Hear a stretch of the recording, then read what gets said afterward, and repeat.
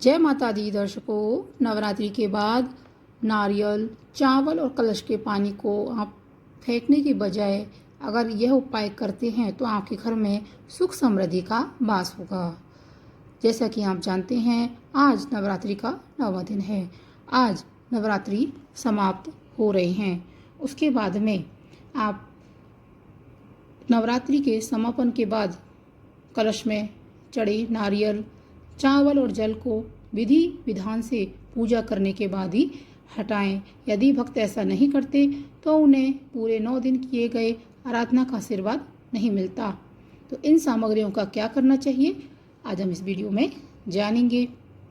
नवरात्र की शुरुआत में माँ दुर्गा की प्रतिमा स्थापित करने के साथ ही उनके सामने बड़े ही श्रद्धा भाव से हम कलश पर नारियल और चावल को स्थापित करते हैं, जिससे कि पूरे 9 दिनों तक श्रद्धा के साथ उनको पूजा जाता है। पर जिस श्रद्धा के साथ कलश को स्थापित किया जाता है, क्या उसी तरह से उसे हटाया भी जाता है? मतलब कि 9 दिनों की पूजा के बाद नवरात्रा खत्म होने पर उस कलश में स्थापित सभी सामग्रियों का क्या करना चाहिए?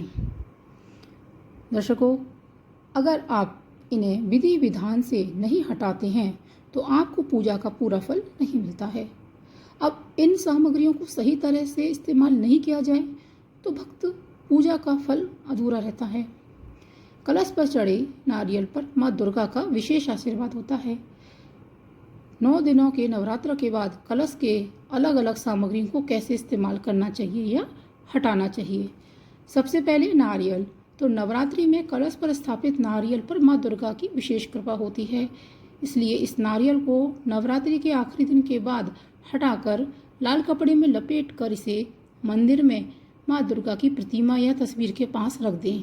इससे माँ दुर्गा प्रसन्न होती हैं। कलश पर चढ़े नारियल को नवरात्रि की समाप्ति के बाद विधि विधान से ही हटाएं, जिसके बाद नारियल को चाहे तो छोटी कन्याओं में प्रसाद के रूप में आप वितरित कर सकते हैं। शारदीय या नवरात्रा या चैत्र नवरात्रा के समापन के बाद कलश पर चढ़े नारियल को विधि विधान से पूजा के बाद बहते जल में या नदी में भी प्रवाहित आप कर सकते हैं। अब है कि नवरात्रि के दौरान कलश में चढ़े चावल को पूजा के समापन के बाद उसे बहते जल में या फिर नदी में आप प्रवाहित कर सकते हैं। नवरात्रि में कलश पर रखे नारियल को अगर आप माँ दुर्गा के सामने लाल कपड़े में लपेटकर मंदिर में रख देते हैं तो ऐसी मान्यता है, ऐसा करने से साल भर माता रानी अपने भक्तों पर कृपा बनाए रखती हैं। साथ ही माता रानी हमें धन वैभव का आशीर्वाद देती हैं। नारियल को घर के मुख्य दरवाजे पर लाल कपड़े में लपेटकर बांध सकते हैं। फिर अगली नवरात्रि के बाद पहले से बंधे नारियल को नदी में प्रवाहित कर सकते हैं और उसके स्थान पर नवरात्रि के बाद कलश से हटाए गए नारियल को उसी प्रक्रिया से बांध दें। व्यापारी हैं तो व्यापार के स्थल पर आप उस नारियल को रख सकते हैं। इससे व्यापार में बरकत बनी रहती है। नवरात्रि में पारण पर कलश हटाने के बाद नारियल का प्रसाद घर के सदस्यों में बांट सकते हैं या नारियल को नदी में प्रवाहित कर दें या आप कन्या पूजन में नारियल का प्रसाद बांट सकते हैं। घट स्थापना के दौरान कलश के नीचे अक्षत रखे जाते हैं, यानी कि चावल रखे जाते हैं। तो नवरात्रि के आखिर दिन कलश हटाने के बाद चावल को घर के हर कोने में छिड़कना चाहिए। हिंदू धर्म में चावल सुख समृद्धि का प्रतीक होता है और मान्यता है कि कलश के नीचे रखे चावल को घर में छिड़कने से कभी भी धन की तंगी का सामना नहीं करना पड़ता। साथ ही घर में सुख समृद्धि और खुशहाली आती है। कलश के जल का क्या करें? कलश हटाने के बाद उसके जल को घर के सभी सदस्यों के ऊपर छिड़क देना चाहिए। सदस्यों पर जल छिड़कें, साथ में घर के सभी कोनों में भी जल को छिड़कना चाहिए। यदि व्यापारी हैं तो व्यापार स्थल पर उस जल का छिड़काव जरूर करें और किसान हैं तो खेत में उस जल का छिड़काव करें।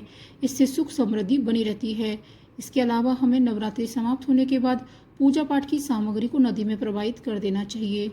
ऐसा करते हैं तो किसी भी प्रकार का दोष नहीं लगता और पूजा का संपूर्ण फल हमें प्राप्त होता है। अब आई ज्वारे की बारी कि ज्वारे का हमें क्या करना चाहिए। जो हमने नवरात्रि के 9 दिनों तक जिस नवरात्रि में हमने जौ को सींचा है तो उसका क्या करें। तो दर्शकों, नवरात्रि के पहले दिन जब कलश स्थापना की जाती है तो उसके साथ जौ भी बोए जाते हैं और 9 दिनों तक जौ को पानी से सींचा जाता है ताकि ये हरी भरी फसल बन सके।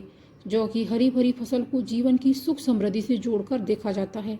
नवरात्रि का पर्व समाप्त होने के बाद कलश के जल को पूरे जल को घर में छिड़काव किया जाता है। बचे हुए जल को किसी पेड़ में डाल दिया जाता है। हरी भरी जौ को लोग नदी या बहते जल में प्रवाहित कर देते हैं। अगर आप भी ऐसा करते हैं तो इस बार आप ऐसा बिल्कुल ना करें। इस बार ज्वारे को जल में प्रवाहित करने की बजाय आप प्रसाद रूप में परिवार के लोगों को बांट दें।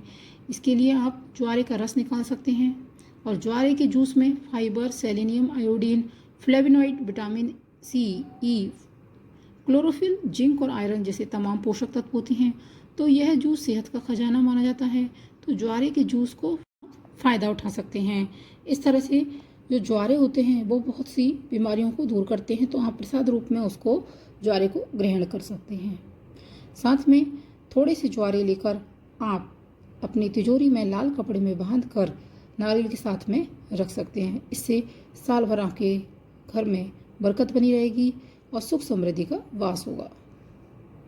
दोस्तों, चैनल पर पहली बार आए हैं तो चैनल को सब्सक्राइब अवश्य कर लीजिएगा और वीडियो को ज़्यादा से ज़्यादा लाइक, शेयर और कमेंट करना ना भूलिएगा। मिलते हैं एक नई वीडियो के साथ। जय माता दी।